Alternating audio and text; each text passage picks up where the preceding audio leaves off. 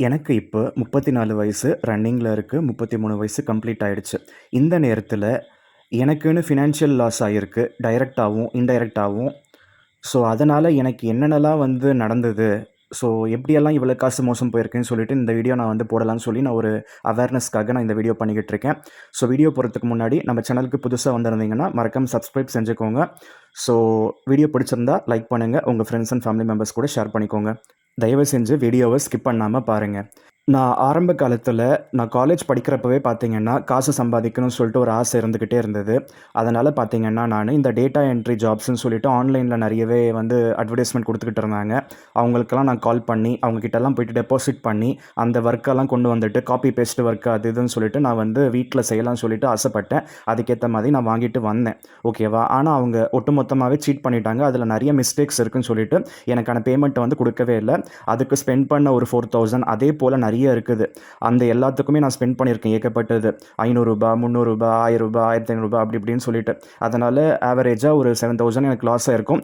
அதனால பார்த்தீங்கன்னா, நான் எஃபோர்ட்ஸ் நெறைய போட்டிருக்கேன். ஆனாலும் எனக்கு வந்து அதிலருந்து எனக்கு பேமெண்ட் எதுவும் வரல. மிஸ்டேக்ஸ் இருக்குன்னு சொல்லிட்டு 50 மிஸ்டேக்ஸ் தான் இருக்கணும். அத தாண்டி போச்சுன்னா தரமாட்டாங்க பேமெண்ட்ட. அது பக்கா ஸ்கேம்ன்னு புரிஞ்சு போச்சு.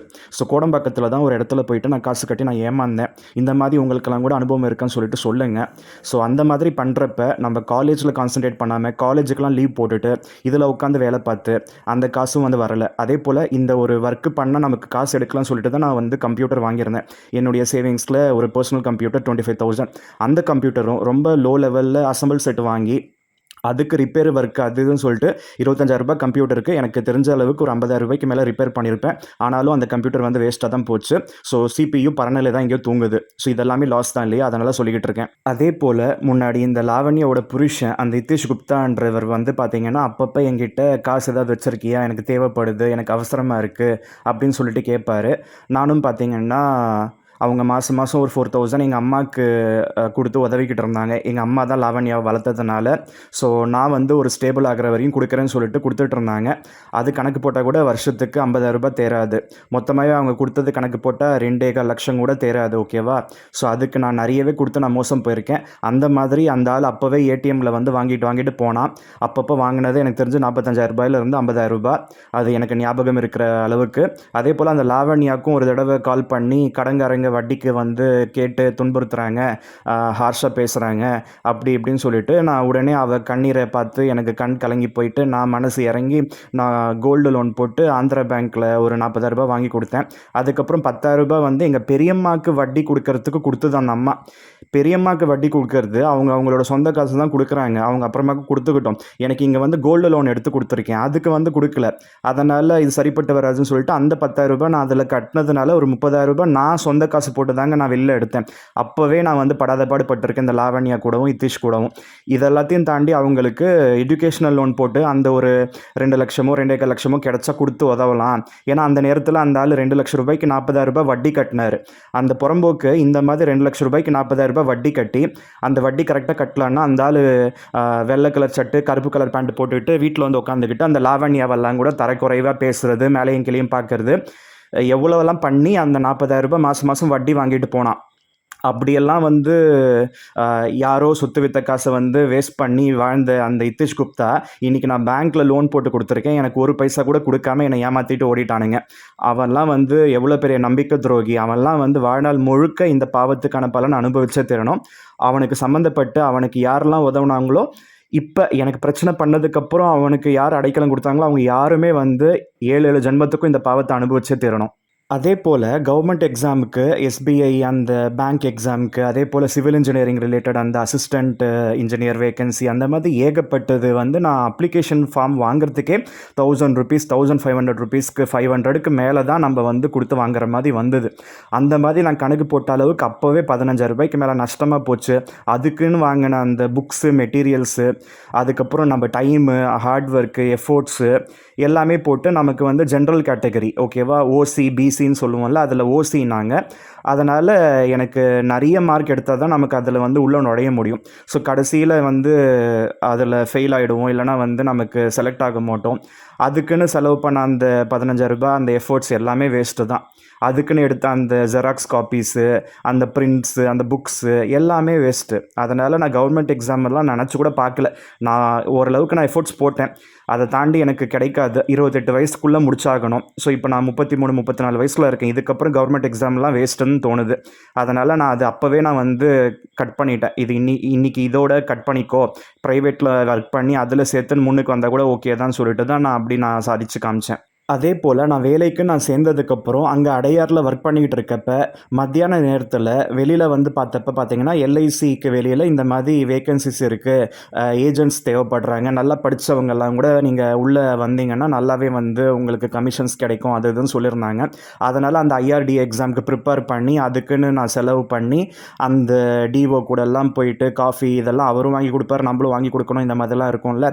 அந்த மாதிரி எல்லாம் செலவு, அதுக்கு போயிட்டு வந்த அந்த டிரான்ஸ்போர்ட் சார்ஜஸ் அது இதுன்னு சொல்லிட்டு அதுக்கும் நான் அவளை செலவு பண்ணி எனக்கு பாலிசி பிடிக்கவே முடியல. ஒரு செல்ஃப் ரெஸ்பெக்ட் கூட இல்லை.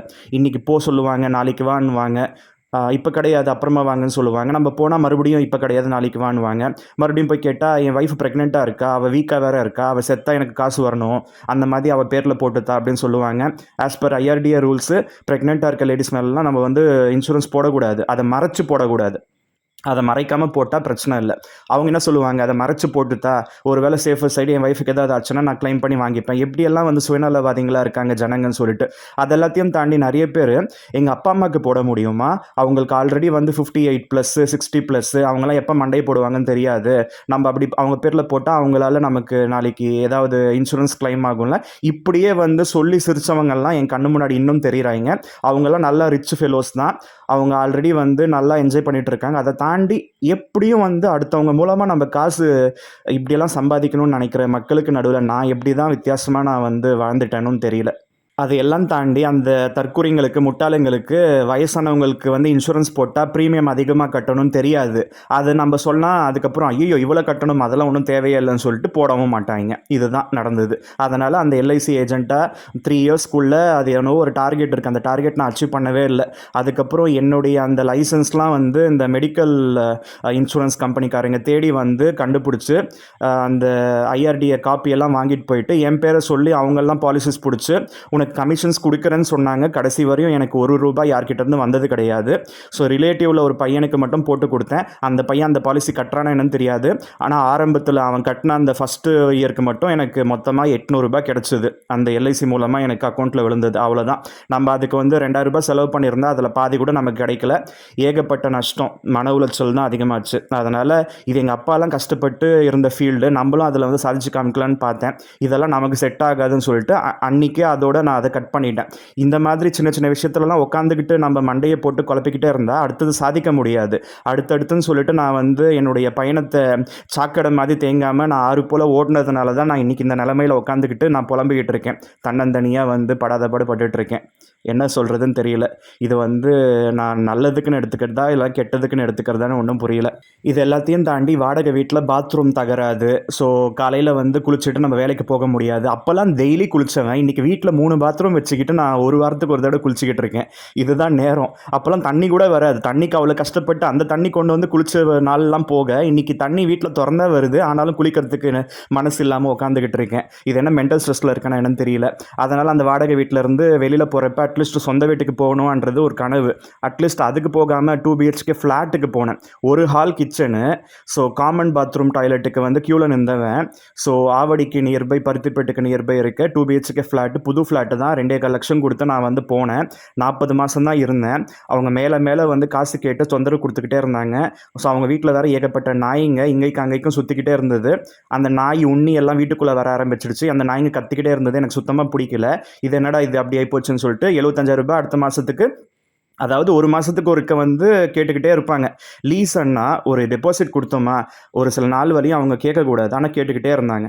அதனால தான் அந்த வீடு கூடது பிரச்சனை தான். இனிமேல் நம்ம சொந்த வீட்டுக்கு போய் ஆகணும்னு சொல்லிட்டு 2 பிஹெச்கே ஃப்ளாட்லேருந்து இப்போ 3 பிஹெச்கே இண்டிபெண்டன்ட் டியூப்ளெக்ஸ்க்கு நான் மாறியிருக்கேன்.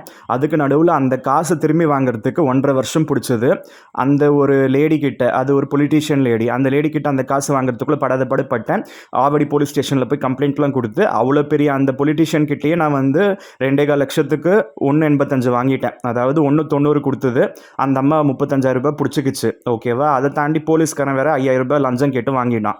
ஸோ சம்பளம் வாங்குறதில்ல இவங்கெல்லாம். ஸோ இதெல்லாம் கோர்ட்டுக்கு போனால் வந்து இது கூட கிடச்சிருக்காதுன்னு சொல்லி மிரட்டியே வாங்குவாங்க. ஸோ இந்த மாதிரி எனக்கு அதில் நஷ்டமாச்சு. அதுக்கு கோல்டு லோனில் போட்டு மாதத்துக்கு 2,800 ரூபாய் கட்டிக்கிட்டு இருந்தேன். அப்படி இப்படின்னு மாதத்துக்கு 4,000 ரூபாய் செலவான மாதிரி தான் கணக்கு வந்தது. அதுக்கு நான் வாடகை வீட்டிலே இருந்திருக்கலாம். அங்கே வந்து அந்த டைமில் அந்த ஏரியா அந்தளவுக்கு டெவலப் ஆகலை. அங்கெல்லாம் 4,500க்கே 2 பிஹெச்கே எல்லாம் ஈஸியாக வாடகை கொடுத்துட்டு இருந்தாங்க. அது ஒரு சிலர் கொடுத்தாங்க, ஒரு சிலர் அந்த நேரத்துலையுமே 5,500 6,500க்குலாம் கொடுத்தாங்க. ஸோ எப்படி பார்த்தாலும் அது நஷ்டம் தான். பயங்கர மன உளைச்சல். அந்த ஒரு 2.25 லட்சம் ரூபாய் வாங்குறதுக்குள்ளே படாத பாடுபட்டேன். இப்படியெல்லாம் தெரிஞ்சு நான் இப்போ லாவண்யாக்கு அவ்வளோ காசு கொடுத்து நான் உதவி இருக்கக்கூடாது, என்னை செருப்பால் அடிச்சுக்கணும். அதே போல் நான் மஸ்கட்டில் ஒர்க் பண்ணிகிட்டு இருந்தப்போ பார்த்தீங்கன்னா எண்ட் ஆஃப் சர்வீஸ் கொடுத்துட்டாங்க. அது வந்து ஒரு செட் ஆஃப் டீச்சர்ஸ்க்கு அவங்களுக்கு அந்த பிஸ்னஸ் வந்து அந்தளவுக்கு ரன் ஆகலைன்னு சொல்லிட்டு எல்லாருமே தூக்கிட்டாங்க. அப்படி தூக்கினப்போ எனக்கு அந்த செட்டில்மெண்ட் வேறு லாஸ் ஆச்சு. அதை வந்து நான் அந்த ஹெச்ஆர் கிட்ட பேசியெல்லாம் வாங்க முடியல. என்னுடைய செல்ஃப் ரெஸ்பெக்டை நான் வந்து இழந்துட்டேன். ஸோ ஒன்றுமே இல்லாத விஷயத்தெல்லாம் ஊதி பெருசாக்கி என்னுடைய செட்டில்மெண்ட்டை அவங்க எனக்கு கொடுக்காம அனுப்பி விட்டுட்டாங்க. ஸோ அதுவுமே எனக்கு வந்து பெரிய லாஸு. அந்த காசு வந்ததுக்கப்புறம் நம்ம வீட்டுக்கு இன்டீரியர்லாம் பண்ணணும்லாம் ஆசைப்பட்டேன். எல்லாமே வந்து வீணாக போச்சு. அந்த நேரத்தில் எனக்கு இந்த வீட்டுக்குன்னு வாங்கின கடன் வேறு நான் அவுட்ஸ்டாண்டிங் வச்சுருந்தேன். அந்த கடனுக்கு நான் என்ன சொல்கிறது, எப்படியோ ரொட்டேஷன் பண்ணி நான் அடித்ததுக்கெலாம் படாத பாடுபட்டிருக்கேன். ஸோ அதுவுமே எனக்கு ஒரு பெரிய லாஸு. கிட்டத்தட்ட நான் வாங்கின புது நகைங்க, நான் மீட்ட நகைங்க, அந்த நகைலாம் கூட எங்கள் அம்மா லாவண்யா புருஷனுக்கு எனக்கு தெரியாமல் வச்சுருந்தாங்க. அதெல்லாம் கூட நான் மீட்டிருந்தேன். அது வந்து ஸ்காலர்ஷிப்பில் அந்த காசு இந்த காசுன்னு சொல்லிட்டு எங்கள் அம்மா நெல்லூரில் கொடுத்து வச்சுருந்தாங்க ₹1 வட்டிக்கு. அது எல்லாமே பார்த்திங்கன்னா அது வீணாக போச்சு. அது வந்து டைரெக்டாக என் காசு இல்லைன்றதுனால நான் அதை காமிக்கலை. அப்படி பார்த்தா அந்த லிஸ்ட்டில் லாவண்யா ஐத்திஷ்க்கு 50,000 30,000 கிடையாது. அதை தாண்டி ஒரு 60,000 ரூபாய் வேறு கொடுத்துருக்கேன். அப்படி பார்த்தா அது அப்போவே ஒரு 1.5 லட்சம் வந்து என்னை ஏமாற்றிடுச்சுங்க. அந்த 157 கிராமும் நான் வந்து சொந்தமாக வாங்கினதுக்கு ஈக்குவலாக தான் அமைஞ்சது. அதை வந்து நான் 4.5 லட்சத்துக்கு விற்றேன். அது இப்போ விற்றா 20 லட்சம் ரூபாய்க்கு மேலே கிடைக்கும். ஸோ கிட்டத்தட்ட 15 லட்சத்துலேருந்து 16 லட்சம் நஷ்டம். அதுவுமே ஒரு நஷ்டம்தான். இது எல்லாம் தாண்டி பேங்க்கில் லோன்ஸுன்னு வாங்கி நான் வந்து ப்ரீ க்ளோஸ் பண்ணியிருப்பேன், நான் தீர்த்திருப்பேன்ல. இது வந்து லாவண்யாக்கு வாங்கின லோன்ஸ்லாம் கிடையாது, எனக்குன்னு வாங்கின லோன்ஸு. நான் 2015 நான் லோன்ஸ் எல்லாம் போட்டு இஎம்ஐலாம் போட்டு நான் வந்து வாங்கியிருப்பேன் இல்லையா. எனக்கு தெரிஞ்சு குறைஞ்சது நான் இந்த வீட்டுக்கு வாங்கின கடனை நான் ப்ரீ க்ளோஷர்லாம் பண்ணப்போவே எனக்கு 3 லட்சம் ரூபாவை தாண்டி இருந்தது வட்டி. எல்லா லோன்ஸுக்கும் சேர்த்து நான் கிட்டத்தட்ட பேங்க்குக்கு இன்ட்ரெஸ்ட் மட்டுமே லோன்ஸ் மூலமாக 4.5 லட்சம் ரூபாய் கிட்ட நான் கட்டியிருப்பேன். அந்த 4.5 லட்சமும் நம்ம சேவிங்ஸில் நம்ம வந்து போட்டிருந்தா நமக்கு லாபமாக இருந்திருக்கும். இப்போ பேங்க்கு நம்ம இன்ட்ரெஸ்ட்டு கட்டியிருக்கோம் இல்லையா, அது எல்லாமே நஷ்டம் தான் இல்லையா. அதனால் சொல்லிக்கிட்டு இருக்கேன். அதே போல் 2100 சதுரடி 10 லட்சம் ரூபாய்க்கு கிடைச்ச அதே காலனியில் தேவையில்லாமல் 547 சதுரடி பில்டர் கிட்ட நான் வாங்கி நான் இங்கே வந்து பிளான் போட்டு கொடுத்து டியூப்ளெக்ஸ் 3 பிஹெச்கே கட்டிக்கிட்டேன். 32 லட்சம் எனக்கு செலவாச்சு, எல்லாம் சேர்த்து ஆல் டுகெதர். ஸோ அதுக்கு பதிலாக நான் அந்த மாதிரி ஒரு 3 லேண்டு வாங்கி போட்டிருந்தா கூட அதில் ஒவ்வொரு லேண்டும் 30 லட்சத்துலேருந்து 40 லட்சம் வரையும் போகுது. ஓகேவா? நம்ம குறைஞ்சதுன்னு நம்ம எடுத்துப்போமே, 30 லட்சத்துக்கு நம்ம ஒரு வீடு வந்து கட்டிக்கிட்டு நம்ம அதில் உட்காந்துக்கிட்டு இருந்ததுக்கு 3 லேண்டு வாங்கி போட்டிருந்தா அந்த 3 லேண்டும் கண்டிப்பாக 1 கோடி ரூபாய் கிட்ட போயிருக்கும். ஓகேவா? அது நல்ல ப்ராஃபிட் இருந்திருக்கும். அதனால் அப்படி கணக்கு போட்டால் எனக்கு அதுவுமே வந்து இன்டைரக்ட் லாஸ் தான், ஒரு 25 to 30 lakhs. இது எல்லாத்தையும் தாண்டி ஜனவரி மாதம், அதான் பிப்ரவரி மாதம் 2024 சனியை என் தலையில் ஏறி உட்கார ஆரம்பிச்சது. தெரியாதனமாக ஒரு மாமன் 70ஆம் கல்யாணத்துக்கு கூப்பிட்டாருன்னு சொல்லிட்டு நான் போயிட்டேன். அங்கே போயிட்டு அந்த லாவண்யா புருஷனா கிட்டலாம் வந்து நலம் விசாரித்து அதுங்க என்ன அட்வான்டேஜ் எடுத்துக்கிட்டு ஃபோன் மேலே ஃபோன் போட்டு வீட்டுக்கு வந்து எப்படியோ வந்து பிச்சை எடுக்காத குறைய என்கிட்ட லோன்ஸ் போட வச்சு அந்த காசு எல்லாத்தையும் ஆட்டையை போட்டுட்டு ஓடிடுச்சுங்க. எங்கள் அம்மா பேச்சை மீறி நான் லோன்ஸ் எடுத்து கொடுத்ததுனால அடுத்த 2வது மாதமே மே மாதமே எங்கள் அம்மாவும் இறந்துட்டாங்க. ஸோ ஒட்டுமொத்தமாக அதுங்களுக்குன்னு வாங்கின லோன்ஸு அதுங்க இஎம்ஐ கட்டலெல்லாம் நான் தானே கட்டிக்கிட்டு இருக்கேன். எல்லாம் சேர்த்து எனக்கு அது வந்து 35 லட்சமாக வளர்ந்து போய் கிடக்கு. அதில் எல்லாமே வந்து நான் கிட்டத்தட்ட 30 லட்சம் ரூபாய் கிட்ட நான் தீர்த்திருக்கேன். ஓகேவா? அதை நான் செட்டில்மெண்ட்டில் தான் தீர்த்திருக்கேன். 24 லட்சம் நான் கட்டியிருக்கேன். ஓகேவா? அதில் ஒரு 6 லட்சம் ரூபாய் வெய்வர் ஆயிருக்குன்னு வச்சுக்கோங்க. இன்னும் பாக்கி வந்து ஒரு 6 லட்சம் ரூபாய் கிட்ட இருக்குது.